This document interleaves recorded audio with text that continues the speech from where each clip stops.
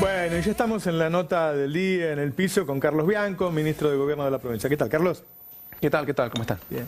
Recién estábamos hablando con Carlos fuera del aire, bueno, qué se arregló de impuesto país y qué sé yo. Y yo creo que por ahí la gente piensa que es una discusión entre Milei y los gobernadores. Y me gustaría empezar llevando a la vida cotidiana qué pasa cuando a una provincia no le llegan los fondos que le corresponden. Mira, empiezan a pasar muchas cosas muy complejas, porque nosotros los recursos que le corresponden a la provincia, porque lo hemos dicho y lo vamos a repetir hasta el cansancio, la provincia de Buenos Aires genera el 40% de la masa de recursos coparticipables y recibe como coparticipación solo el 21%. Además de eso, había otros acuerdos, convenios con el gobierno nacional por los cuales la provincia de Buenos Aires recibía aproximadamente un equivalente a 4 puntos de recursos coparticipables. En suma, generamos el 40, recibimos el 25. O sea, estamos siendo muy solidarios con el resto de las provincias. Pero ahora nos quieren sacar esos 4 puntos, o sea, dejarnos con 21. Con esos 4 puntos nosotros pagábamos salarios y aguinaldo en tiempo y forma. Con esos 4 puntos nosotros son los que nos queda para hacer obra pública, porque si no, con los recursos propios la provincia, en el mejor de los casos, paga salarios. Con esos 4 puntos nosotros pagamos todos los gastos corrientes y de inversión del sistema sanitario, del sistema educativo de la provincia, que es el más grande de la Argentina, 5.200.000 alumnos. Las dos cosas, gastos corrientes e inversión. Claro, o sea, nosotros con esos 4 puntos, digo, con el resto pagamos salario. Y con esos 4 puntos hacemos magia, diríamos. Porque además hay una cuestión que se ha intentado instalar como que la provincia de Buenos Aires recibe muchos recursos, derrocha recursos. Y te doy 2 indicadores que son muy simples. La provincia de Buenos Aires es la provincia que tiene menos recursos coparticipables y recursos en general per cápita en la Argentina. Es decir, los bonaerenses reciben menos. Una provincia muy rica, porque es la más rica, claro, porque es la que más producto industrial tiene, la que más valor agregado genera, un gobierno que es el más pobre. Pero además tenemos junto con Córdoba la menor cantidad de trabajadores estatales en relación con la población. O sea que no nos sobran docentes, no nos sobran administrativos, no nos sobran policías, no nos sobran camilleros, no nos sobran médicos, nos falta todo eso. Y sobre eso nos quieren ajustar 4 puntos equivalentes de la coparticipación.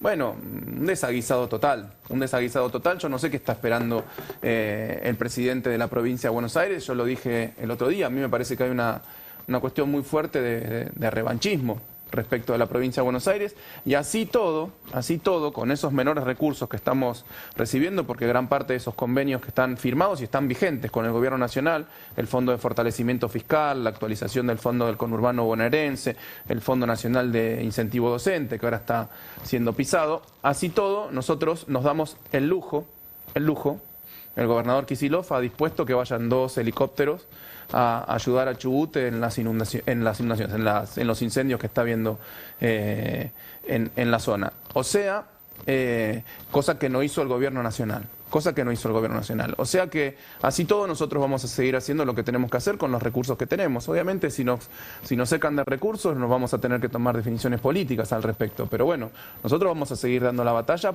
porque el gobierno nacional le gira a la provincia los recursos que le corresponden. Dentro de estas discusiones, Unión por la Patria no está participando en las charlas que tienen la oposición amigable, como le dicen los medios, qué sé yo, con el gobierno. Pero debe tener una opinión al respecto.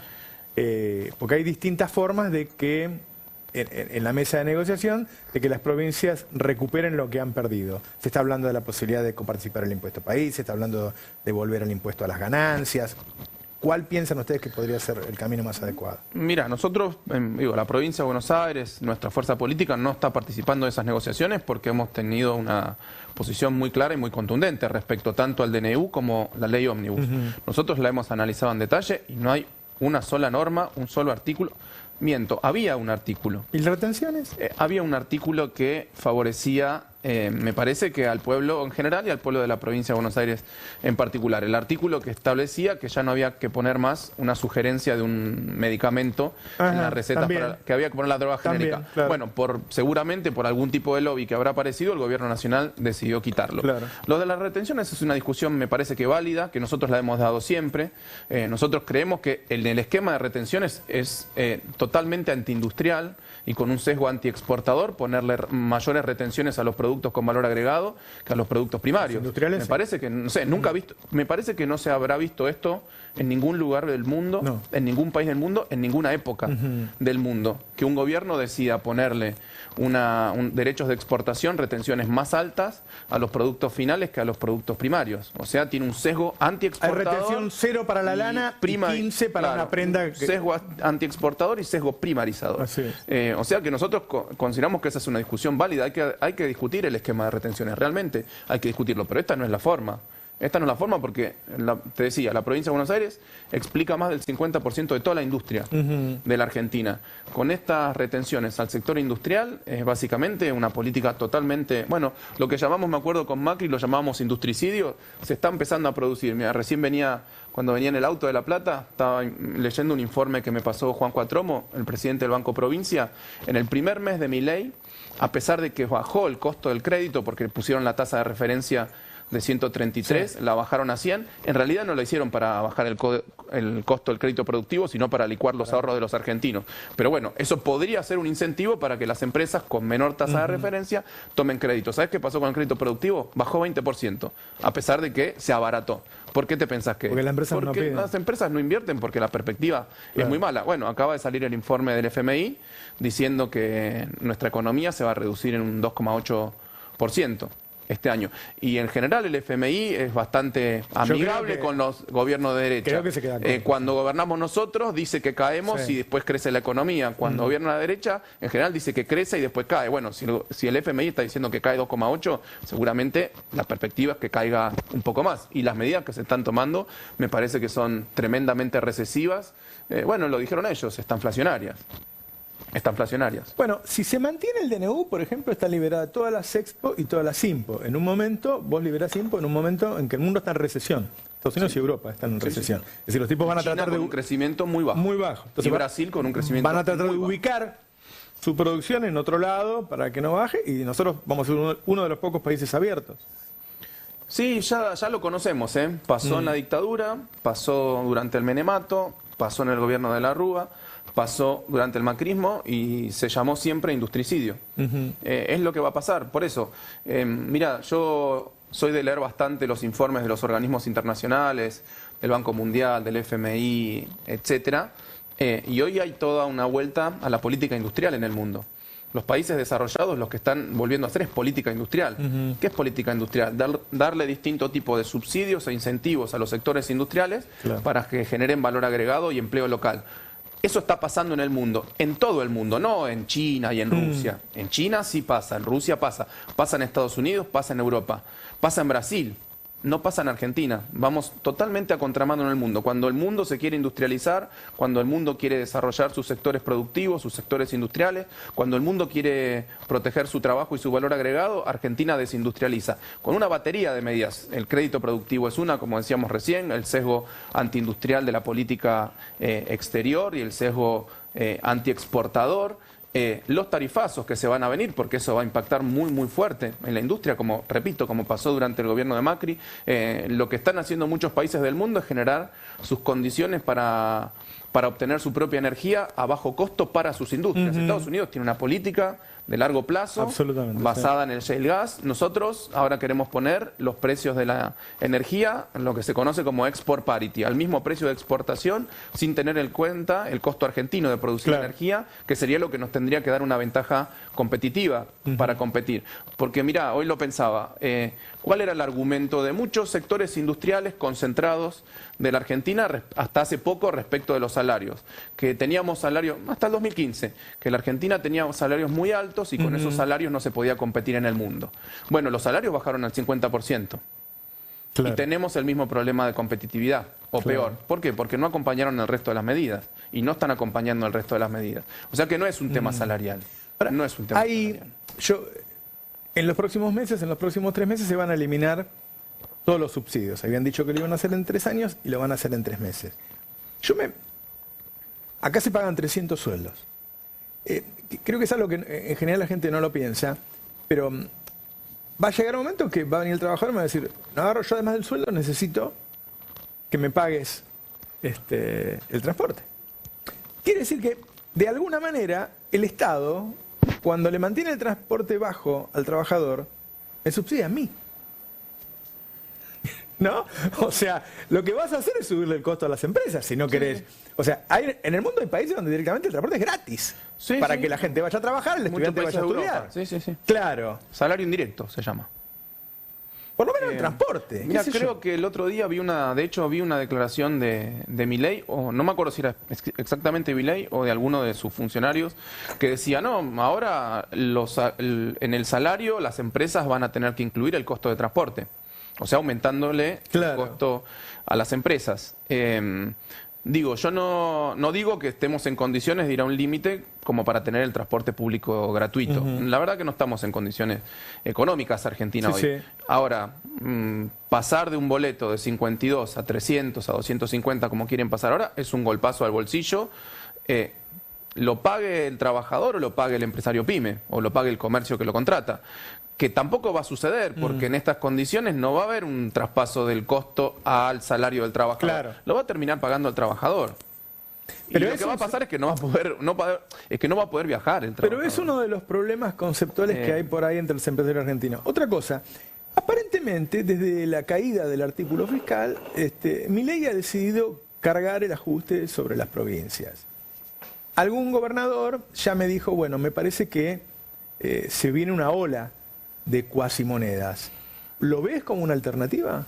Mira, nosotros lo dijimos desde el primer momento. Todas las provincias tienen la posibilidad, la potestad de emitir cuasimonedas, pero además la provincia de Buenos Aires es la única provincia de la Argentina que tiene la posibilidad de emitir moneda de curso legal, porque eso tiene que ver con los pactos preexistentes al nacimiento de la República Argentina. Es un instrumento. En su momento se utilizó, en el siglo XIX hubo emisión de moneda por parte de la provincia de Buenos Aires. Bueno, la experiencia más cercana de emisión de cuasimonedas fue en el 2001, en una crisis muy fuerte de liquidez que había en ese momento. Nosotros creemos que hoy, me estoy refiriendo a este mes, el mes que viene probablemente, las condiciones no son necesarias, no existen como para que nosotros emitamos ni moneda ni cuasimoneda. Ahora, si vamos a una crisis de liquidez muy fuerte, a una crisis en general, bueno, es una potestad que tiene el gobernador. El gobernador tendrá que evaluar, junto con, obviamente, los equipos técnicos, con el Banco Provincia, con el Ministerio de Economía, si puede ser una opción.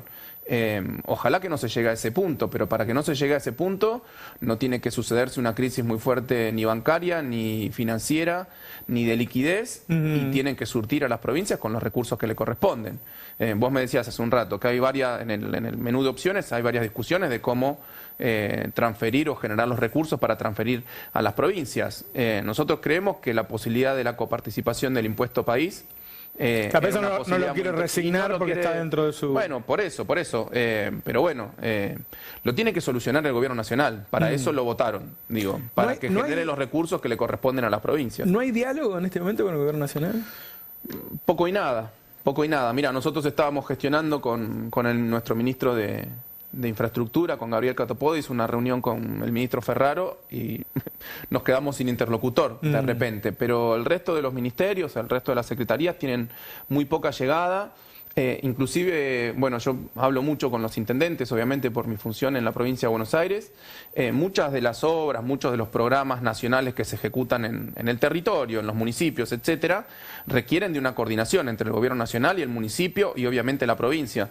Lo que me dicen es que se quedaron totalmente sin interlocutores, no te digo ministros, secretarios, directores nacionales, directores de línea del gobierno nacional, Claro. o que no están nombrados o que siguen los mismos pero que no tienen ninguna línea política. Entonces no hay como continuar con los programas de gobierno. Realmente es muy difícil. Es un gobierno... No, una situación de... Ellos lo llamaron anarcocapitalismo, Sí. parece más, por ahora anarquía parece. Anarquía. Por Bueno. la parte de anarco está muy clara. Claro. La de capitalismo no. Porque uno puede tener un gobierno de derecha, bueno, hay ejemplos de gobiernos de derecha en el mundo bastante exitosos, qué sé yo, Helmut Kohl, Merkel, en Alemania muchos, o puede tener gobiernos de derecha fallidos. Creo que el caso de Macri fue un gobierno de derecha fallido. Ahora, este es fallido demasiado rápido, digamos, ¿no? O sea, todos los días uno ve algo y dice, este tipo, además de hacernos daño a nosotros, de algún modo está tirando un tiro en el pie. Es un tipo absolutamente atípico.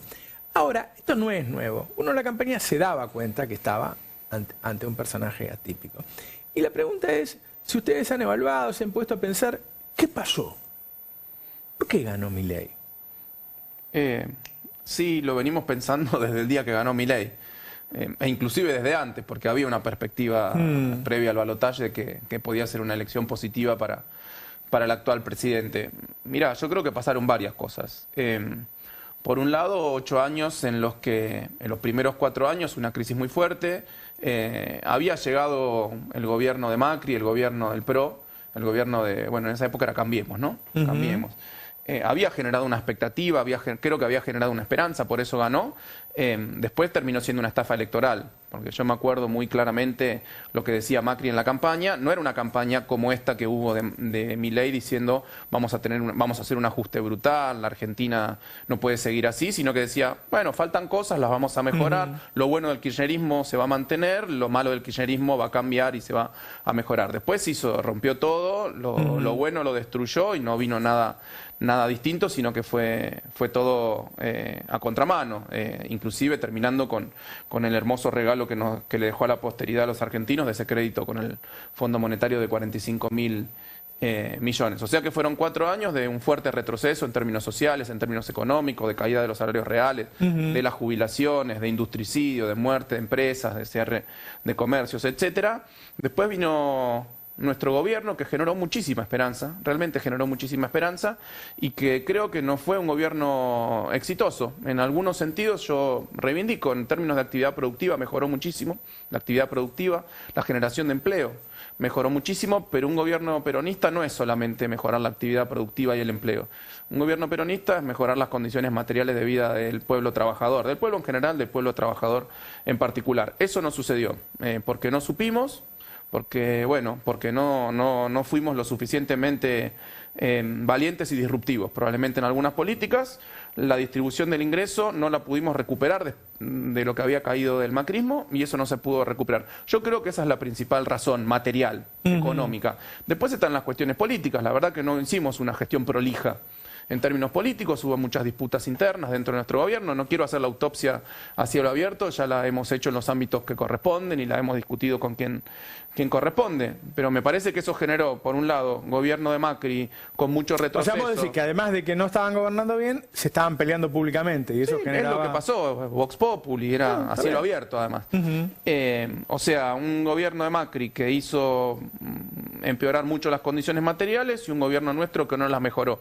La gente se desesperanzó, no vio como opción ni una cosa ni la otra, o una parte de la gente, una parte del pueblo, y terminó votando lo nuevo. Lo nuevo que traía, también yo digo, lo de Macri fue una estafa electoral, porque no hizo lo que dijo que iba a hacer. Supuestamente Milei dicen ahora que está haciendo lo que dijo que iba a hacer, pero tampoco está haciendo lo que iba a hacer. Y no sé si es mejor o peor, pero él dijo que iba a eliminar el Banco Central, y no lo eliminó, que iba a dolarizar y no dolarizó. Está haciendo un programa más clásico, de ajuste clásico, una devaluación muy parecida a lo del Rodrigazo, ¿no? Una devaluación muy fuerte al comienzo, el 118%, y un apretón fiscal y un apretón monetario y un ajuste muy brutal sobre las transferencias y los gastos, cosa que también es una estafa electoral, porque no dijo que iba a hacer esto, y si dijo que iba a hacer algún ajuste, porque lo dijo que iba a impactar eso sobre la casta. Y no está impactando sobre la casta, está impactando sobre el conjunto del pueblo trabajador. Y otra cosa que también, con la que también le mintió a la sociedad, él dijo, con las mismas personas de siempre no se puede hacer algo nuevo. Trajo a los sospechosos de siempre, trajo a Sturzenegger, al Toto Caputo, bueno, son los mismos de siempre. Te vuelvo al peronismo, ¿y qué tiene que hacer para ser opción de poder? Generar esperanza de nuevo, y eso me parece que es volver a discutir las banderas históricas del peronismo, volver a sentar posición sobre un montón de asuntos en donde hoy no estamos pudiendo marcar la agenda. Tanto cuestiones vinculadas a la geopolítica como a la agenda económica, a la agenda social y a la agenda política interna. Me parece que nos debemos una discusión muy fuerte dentro del peronismo, que tenemos que salir a plantar nuestras banderas. Nosotros lo estamos haciendo desde la provincia de Buenos Aires. El gobernador públicamente ha dicho que él no está a favor de lo que ha establecido Milei, de cortar la obra pública, sino que nosotros no solo lo dice, sino que por lo menos lo intentamos hacer. Hace poquito el gobernador lanzó la obra para la construcción de la autovía que va entre Villa Gesell y Mar Chiquita, que eso mejora muchísimo la perspectiva del turismo, del transporte. Ahora está por salir, se va a anunciar la ruta 41, que se va a hacer autovía, nosotros seguimos con la construcción de escuelas, nosotros seguimos con la construcción de centros de atención primaria para la salud. No te digo que no estamos teniendo inconvenientes, de dos tipos, de recursos que ahora ya no nos están alcanzando y hay que priorizarlos, estamos priorizando la obra que ya está en construcción, y también cuestiones administrativo-burocráticas que tienen que ver con que cuando hay un salto muy importante de la inflación, mucha de la obra pública se descalza financieramente, porque los mecanismos de readecuación, de redeterminación de precios no son automáticos, entonces empieza una renegociación con las empresas, hay que modificar las cuestiones administrativas. Pero bueno, con todas esas dificultades nosotros tenemos la discusión de que la obra pública es importante y totalmente necesaria en la provincia de Buenos Aires. Que nosotros queremos seguir con los programas, por ejemplo, con los programas alimentarios que tiene la provincia de Buenos Aires, que es el programa más grande que hay en la Argentina, el programa MESA, más el programa de servicio alimentario escolar. Estamos haciendo malabares para ver con qué recursos contamos, continuar con programas que fueron totalmente novedosos, innovadores y hasta disruptivos, que tenían que ver con el aseguramiento de derechos a la población, como los viajes de egresados, como las computadoras para los pibes, como los centros universitarios en el interior de la provincia. Ya no lo vamos a poder hacer igual. Estamos tratando de ver cómo ajustamos eso, porque realmente no tenemos los recursos para poder hacerlo en los mismos términos que lo veníamos haciendo. Pero no, nosotros, a diferencia, yo sé que hay otros gobernadores que dicen, no, sí, era totalmente necesario el ajuste, estábamos gastando demasiado. Yo no creo que la provincia de Buenos Aires no estaba gastando demasiado. No estaba gastando demasiado, estaba haciendo lo que correspondía. De hecho, somos una provincia y una gestión muy austera en la provincia de Buenos Aires. No nos sobra nada, ¿eh? No nos sobra nada. No despilfarramos nada nosotros en la provincia. Si habla del gasto político, y yo hace un tiempo, no ahora, pero hace un tiempo, el gobernador me dio los sueldos de ustedes. Eran muy bajos. Sí, yo me animo a decir, si me está escuchando un trabajador que se parte el lomo 2 horas por día, no es bajo mi sueldo. Ahora, en comparación a otros funcionarios de otras jurisdicciones y a gente del sector privado que tiene muchísima menos responsabilidades que las que tenemos nosotros, en esos términos relativos sí son bajos. Pero no, nosotros no nos quejamos de nuestro salario, a mí me permite vivir bien, o sea, pero el punto yo creo que no va por ahí. Axel hizo un cálculo muy simple cuando dice no del gasto político. Si desde Axel hasta el último director de línea, o sea, todos los cargos políticos que hay en la provincia de Buenos Aires, ministros, secretarios, gobernador, ministros, secretarios, subsecretarios, directores provinciales, directores de línea, coordinadores, etcétera, si todos esos ganaran 0, lo que nos ahorramos del presupuesto es 0,37%, es decir, nada. O sea, que el que viene con el discurso de que no, ajustando la política le vamos a pasar un montón de recursos a la sociedad, es toda una mentira. Digo, si vos vas a venir a hacer un ajuste, el ajuste siempre va a ser sobre los recursos de la gente, sobre los hospitales, sobre las escuelas, sobre la obra pública, sobre los salarios, sobre los ahorros, sobre las jubilaciones, sobre las pensiones. Si viene un gobierno a hacer ajuste, es ahí, que no la engrupan a la gente, porque creo que ahora la engrupieron y la gente ya se dio cuenta, porque ahora todo el mundo está diciendo, che, pero yo no era la casta. Yo me levanto a las 7 de la mañana, a las 6 de la mañana, me tomo el bondi, laburo 8 horas, laburo 10 horas, vuelvo a la noche, cansado, no tengo para comer, etcétera. Y yo no era la casta, a mí me dijeron que no me iban a ajustar. Dijeron que iban a ajustarle a la casta. Bueno, la casta está gobernando. La casta está gobernando. Y la casta económica es la que más ganancias está teniendo con estas medidas, porque la devaluación, no es que perdimos todos con la devaluación, perdió la mayoría del pueblo argentino con la devaluación. Los que tienen que comprar el pan, los que tienen que comprar la carne, los que tienen que comprar los fideos, esos perdieron con la devaluación. Ahora, con los que exportan carne, los que exportan harina, los que exportan poroto de soja, esos ganaron con la devaluación. Son poquitos, ese es el problema. Son poquitos, por eso no los vemos. Son poquitos. Y la última, salió una encuesta de Subancórdoba donde lo da a Kicillof como el político de mejor imagen del país. Y es el segundo mandato. ¿Hay alguna... ¿Piensan en que sea candidato a presidente? Primera aclaración, yo nunca le creo mucho a esas encuestas, ni cuando nos dan bien ni cuando nos dan mal. Pero lo que yo sí creo es que... Mira que no hay muchos consultores que estén a favor de Axel. Igual, no, lo sé, pero lo que... no le creo mucho al método, quizás, qué sé yo, no sé, es una discusión. Pero lo que creo que sí le reconoce la gente a Axel es el trabajo que está llevando adelante, la austeridad con la que lo hace y la coherencia histórica. Me parece que eso está reconocido, inclusive con gente que no es de nuestra fuerza política, porque me lo dicen, me lo cuentan, me entero. Me parece que eso le reconocen a Axel. Después la cuestión de las candidaturas, yo digo, estamos en el medio de este menjunje, de este desastre. Pensar en candidatura es como dice un amigo, el Cuto Moreno, es comerse la cena en el desayuno. La verdad que me parece que viene un proceso político muy complejo, que se va a ir desplegando ese proceso, y ese propio proceso es el que va a determinar los liderazgos, las referencias y eventualmente cuando haya elecciones las candidaturas. Hoy me parece que el gobernador tiene una prioridad, una preocupación y una ocupación que es ver cómo sostiene, cómo protege a los bonaerenses de las políticas del gobierno nacional que nos están azotando, que nos están castigando. El gobernador se dedica a eso, nosotros estamos teniendo reuniones con múltiples sectores, ayer con más de 100 empresarios pymes de la provincia de Buenos Aires que nos decían que la situación es desastrosa por la caída de la demanda, por el aumento de los costos, ya están previendo cómo les va a impactar los tarifazos a la energía, por la llegada de importaciones, la despreocupación del gobierno por sostener los puestos de trabajo. Bueno, a eso nos dedicamos nosotros y a gestionar todos los días. Carlos, gracias. A vos.